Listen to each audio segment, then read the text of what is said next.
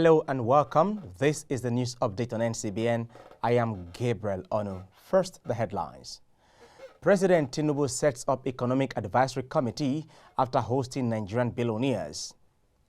Over a dozen worshippers killed during mass in northern Burkina Faso.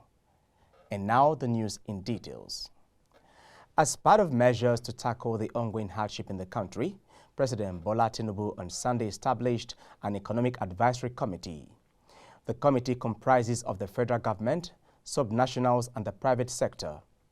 The committee followed a meeting between the private sector attended by the president of Dangote Group, Aliko Dangote, chairman of BUA Group, Abdul Samad Rabiu, chairman of the United Bank for Africa, UBA, Tony Elumelu, among other Nigerian business moguls.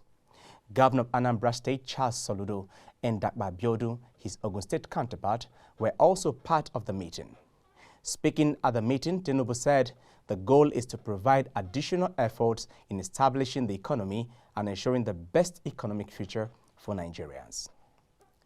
The private residence of the Minister of State in the Federal Capital Territory, FCTA, Dr. Maria Mahmood, was raided by fire on Sunday afternoon.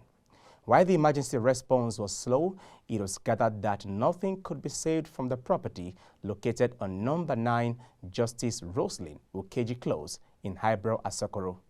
Special advisor on media to the minister, Mr. Austin Elemue, who confirmed the incident, said the cause of the fire was not immediately known and was consequently being investigated by relevant authorities.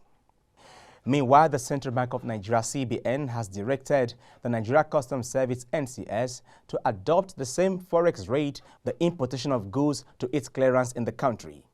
The Apex Bank's Director of Trade and Exchange Department, Hassan Mahmood, said this in a circular on Friday.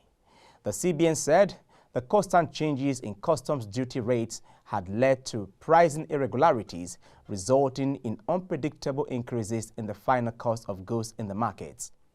The NCS was therefore instructed to adopt the FX closing rate on the date of Form M submission by importers for the clearance of goods and import duty assessment. On the foreign scene, at least 15 civilians were killed and 2 others injured during a terrorist attack on a Catholic church during Sunday Mass in northern Burkina Faso, a senior church official said. The provisional toll was 15 killed and 2 wounded, calling for peace and security in Burkina Faso. Sawadogo denounced those who continue to wreak death and desolation in the country. This is just the latest in a series of atrocities blamed on terrorist groups active in the region. Burkina Faso is part of the vast Sahel region, which has been locked in a battle against rising violent extremism since Libya's civil war in 2011, followed by an Islamist takeover of northern Mali in 2012.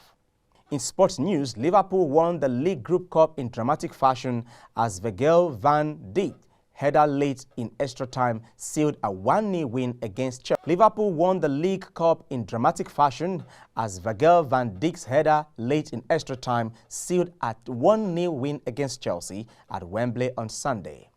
Jurgen Klopp's injury hit side finished a grueling clash with a host of raw youngsters on the pitch, but it was the experienced captain who clinched the club's 10th League Cup triumph.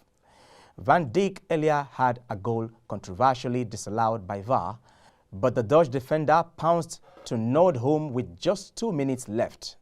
It was Liverpool's first trophy following Klopp's bombshell announcement that he will step down at the end of the season. The German will hope Liverpool's first silverware since 2022 FA Cup will be the springboard for an incredible farewell tour. And that's the news update on NCBN. Thank you for watching. I am Gabriel Onu.